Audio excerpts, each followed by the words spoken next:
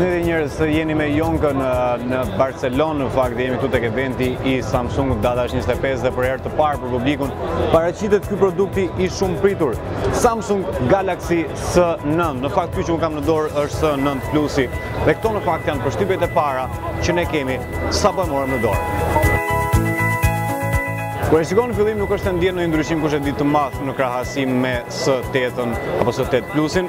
Ndryshimi I vetëm nga ana e dizajnit është çështja e fingerprint sensorit, pra pikërisht gjurmuesit të shenjës së gishtit që është në pjesën e poshtme tashmë dhe kamerat kanë tashmë një drejtim ndryshe nga I pari. Materialet janë të përdorura pikërisht ato të cilësisë premium që janë përdorur edhe më përpara, ndërkohë që pjesa kryesore e smartphone-it është në pjesën e brendshme. Ata kanë bërë sigurisht për përmirësime sa I përket performancës, ndërkohë që janë fokusuar kryesisht tek inteligjenca artificiale, duke munduar të të lehtësojnë jetën në blerje që do bësh nesër, në lidhjen me aparatet të tjerë, thënë këtu dhe Samsung Dex, që është pikërisht ai aparat I cili të bën të mundur që ta lidhësh smartphone-in me një monitor dhe pastaj të e përdorësh smartphone-in në formën e një PC-je, një personal computer.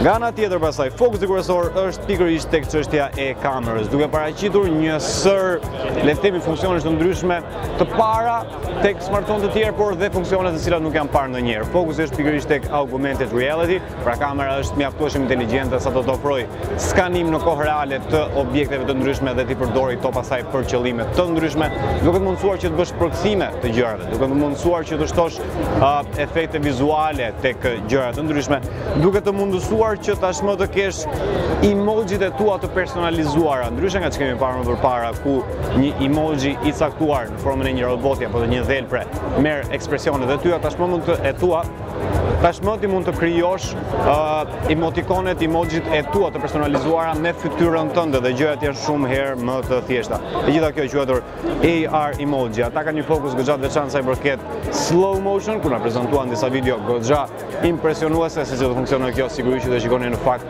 tek video zyrtare dhe plot e reviews që ne do të bëjmë në Geek Room. Kanë futur hyperlapse, AR emoji, super slow-mo dhe pastaj sigurisht që kanë bërë përmirësime sa I përket çështjes së bokeh effekt. Dhe përsëri nuk zhgënjejnë për sa I përket inovacioneve, sepse po mundohen në fakt që të fusin specifika tjera sa I përket health, to sigurisht të shikoni më vonë më të specifikuara dhe më të ndara. Dhe overall, në përgjithësi, në të gjitha, në përfundim, mund të thoja që është një smartphone I cili është friendly, miqësor me dorën tënde dhe mundohet që të përmirësojë jetën në plot e përplot drejtime.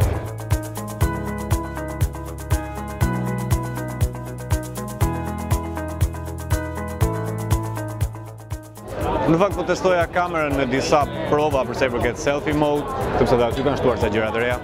Nëse duhet të dini se në fakt në fillim të marsit do të lançohet dhe në Tiranë Samsung Galaxy S9 dhe S9 Plusi, ndërkohë që diku nga mesi në 16 mars më eksaktësisht do të dalë në shitje. Ndërkohë që e vetmja gjë që nuk u bë e ditur, sepse folën për gjitha ato gjëra. E vetmja gjë që nuk u bë e ditur është çmimi. Se sa do të jetë, na duhet presim.